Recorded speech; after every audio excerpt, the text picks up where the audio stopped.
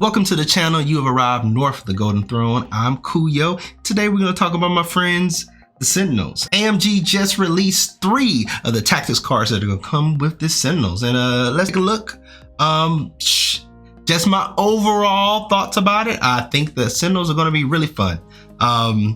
It seems like their gameplay is, hey, we're going to move on a point. You're not going to be able to move us. We're huge, we're large, we're in charge, and they're going to be able to spend a lot of the power they have to do some devastating moves. And one of these cards, I kid you not, I talk a lot about Marvel Crisis Protocol. I asked for this card, but I didn't record it because, you know, it's not like I'm trying to give content to you all. I'm just wasting my time. Look at this green screen I put up. This camera cost me a kidney. Or something like that. All right, the first card I want to look at is Directive 1. Okay, it's a Sentinel's affiliation card, reactive. During the power phase, all Sentinel characters may spend 1 power. If at least 2 power was spent this way, you may play this card. Until the end of the round, enemy characters do not benefit from stealth, superpower, cannot re-roll or modify defense dice. Additionally, allied characters do not require LOS to target enemy characters with an attack until the end of this round. This is a super powerful card, and it's actually like 2 different cards put together. All of the Web Warrior players hate Marked for Death. So this is like Marked for Death.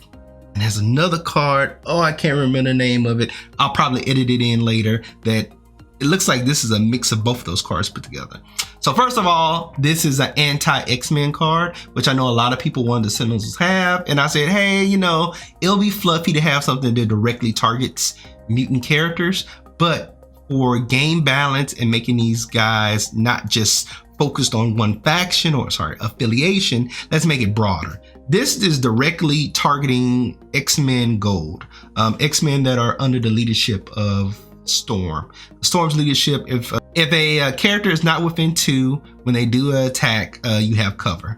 This stops Storm's leadership for a round, which can be devastating if you played in combination with other cards. And basically it says you just need 2 power. 2 Sentinels need to be up. Each of them need to give 1 power.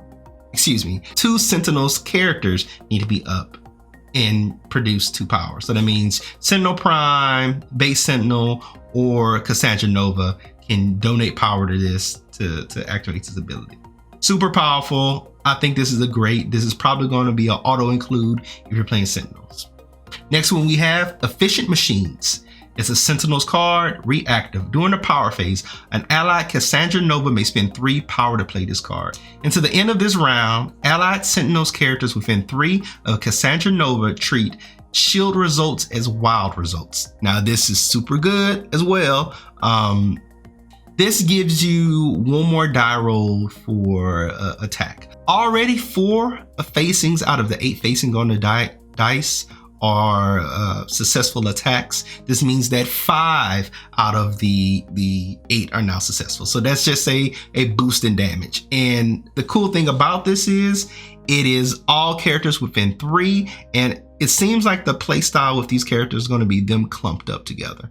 So this means that you may get all of your other Sentinels extra damage this turn. So combine that with Directive 1, this is going to be your big turn to KO and daze characters. I'm really liking this. And then just the aesthetics of seeing Cassandra Nova flying up with Sentinels behind her, wreaking havoc. I think this is going to be pretty good. Also, keep in mind, this isn't just limited to attacking. Though it's not really going to help you in defense. I don't think there's any wild trigger for any defensive roles for Sentinels, but this will also help with getting objectives. So yeah, it looks like you can now, if you're on a flip objective, so now if you're on a flip secure, you have 1 more die roll to get that. And I think flip secures are going to be good for these characters since you're going to have the abundance of power, because at the end of the turn, all Sentinels gain that extra power. You're going to want to force your opponent to have flip objectives that they're wasting power and you aren't. All right, the third one. The third Team Tactics card is something I actually asked for, Scrap Metal. It's a Sentinels card, reactive. When an allied character with the Sentinel programming innate superpower would be KO'd, it may spend 2 power to play this card. roll 5 dice. For each hit, crit, and wild, all other characters within 2 of this character's played this card suffers. Roll 5 dice. For each hit, crit, and wild result, all other characters within range 2 of the character that played this card suffers 1 damage. Additionally, all other characters within range 2 of the character that played this card gain a stun special condition. The character that played this card is then KO'd. All right, there's a lot to this, but this is literally what I wanted from the Sentinels, a self-destruct button. Like, this is super thematic. I love it. I asked for it, and it's a little better than I thought it would be. So potentially, you can be getting 5 damage off from a Sentinel dying. Like, that is huge, and this is free damage. So your opponent can't use any of their high defenses to roll dice against it. So I mean, things like having damage mitigation, damage reduction will still work, Kingpin or Juggernaut. But if you've got 5 physical defense, I don't care. As long as I get my die rolls, I can hurt you. So this is going to hurt characters like Malekith, Carnage, characters that rely on their high defense rolls to stay alive. And then it's just pretty cool. It's going to take so much damage to take out a Sentinel, and then you have to worry about, oh, I destroyed him, and now I'm taking damage because I did that.